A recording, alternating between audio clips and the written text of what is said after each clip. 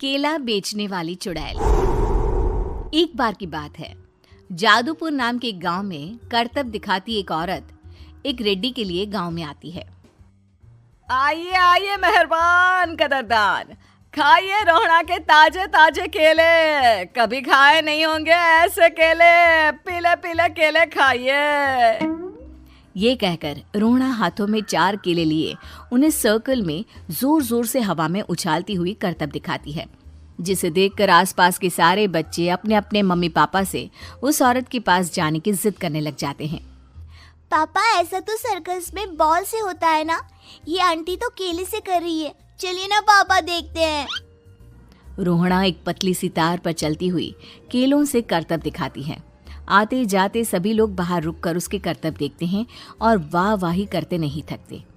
जैसे ही एक आदमी पास आकर उसे पैसे देने लग जाता है, तब वो कहती है, अरे नहीं नहीं साहब, मैं करतब तो बच्चों के मन को बहलाने के लिए करती हूँ। धंधा तो मेरा केले का है। पीछे देखो मेरी रिड्डी, जो भी मेरे केले खाएगा मेरी तरह चुस्त दुरुस्त और तंदुरुस्त हो जाएगा। पता चलता है क्या कि मेरी उम्र 55 की है। अरे पर ऐसे ठंड के मौसम में कोई केला क्यों खाएगा? ये ऐसे वैसे केले नहीं है साहब, ये शरीर में गर्मी देते हैं। ठंड को दूर भगाए जो भी रोहिणा के केले खाए। पापा, अगर मुझे केले नहीं मिले तो मैं घर नहीं जाऊंगी। तभी उसके पापा कहते हैं कि बेटा, केले ठंड में कभी गर्मी नहीं देते। ये सब कहने की बातें हैं, सामान बेचने का तरीका है इनका। पर पिंकी नहीं मानती। मैं केले खाऊंगी। पिंकी की जिद के आगे नत्थू हार जाता है और उसे केले खरीद कर दे देता है। पिंकी खुश होकर केले घर ले आकर खाती है। अब मैं भी करतब करूंगी, कितना मजा आएगा। जादुई केले। पिंकी पहला केला खत्म भी नहीं करती कि वो बेहोश हो जाती है। दूसरे केले से एक काला धुआं आता है और रोहड़ा चुड़ैल बनकर बाहर निकल आती है। मेरे भूतिया केले बच्चे न खाए, ऐसा हो ही नहीं सकता। जादूपुर वालों, कब तक बचोगे? आ गई हूं मैं रोहड़ा, जिसका कोई नहीं कर सकता सामना। रोहड़ा पिंकी को गोद में उठाकर काले धुएं में कहीं गायब हो जाती है।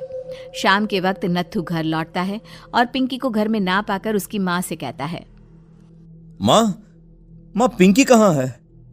अरे बेटा, उसे तो तू सुबह करतब दिखाने ले गया था ना, फिर कहाँ वापस आए तुम दोनों?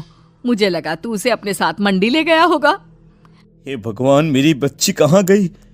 मैं उसे घर ही तो छोड़कर गया था माँ। नत्थू गांव के घर कोने में अपनी बेटी को ढूंढता है, पर उसे वो कहीं नहीं मिलती। परेशान होकर आखिर रो रो कर नत्थू हिम्मत हार कर घर लौट आता है। अगली सुबह रोहड़ा फिर से करतब दिखाने आती है और इस बार पिंकी की तरह रोनी केले खरीद लेता है। 50 रुपए दिए थे पापा ने, सारे पैसों की मैंने केले खरीद लिए हैं। अब मैं भी आंटी की तरह ही करतबबाज बन जाऊंगा। यही सोचते हुए रोनी केले खाता है और पहला अकेला केला आधा खत्म भी नहीं करता कि चुड़ैल उसके सामने आ जाती है। मेरे साथ चलने का समय आ गया है रोनी। ये तो बस शुरुआत है। अब इस गांव के सारे बच्चे धीरे धीरे मेरे कब्जे में होंगे, एक बच्चा भी नहीं बचेगा।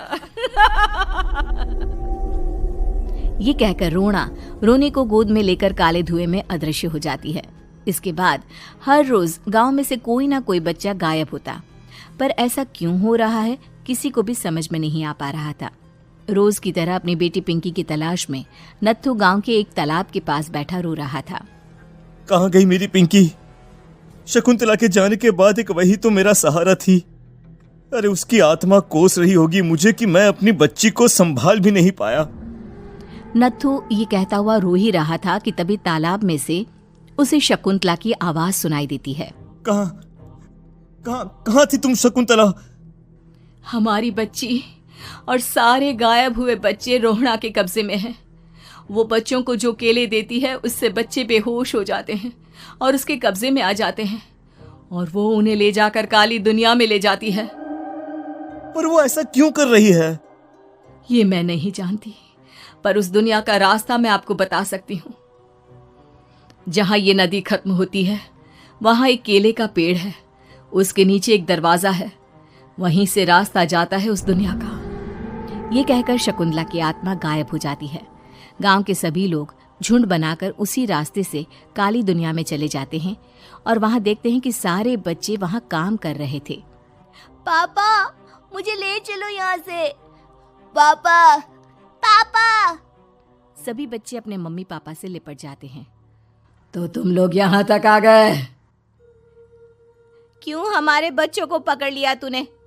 तुझे शिकार ही बनाना है तो ले, हम सब आ गए हैं, हमें खा ले। नहीं, मुझे बच्चे चाहिए। मेरे बच्चे के बदले तुम लोगों के बच्चे। क्या मतलब? मैं इसी गांव में रहने वाली एक औरत थी। केले की चोरी के इल्जाम में मेरे बेटे को गांव वालों ने इतना मारा कि वो मर गया। उसी दिन मैंने ठान लिया कि गांव वालों का भी वही हाल करूंगी। कुछ दिन बाद बेटे के चले जाने के दुख में मैं भी मर गई और मेरी भटकती आत्मा एक चुड़ैल बन गई। और फिर मैंने बदला लिया तुम सबके बच्चे छीनकर।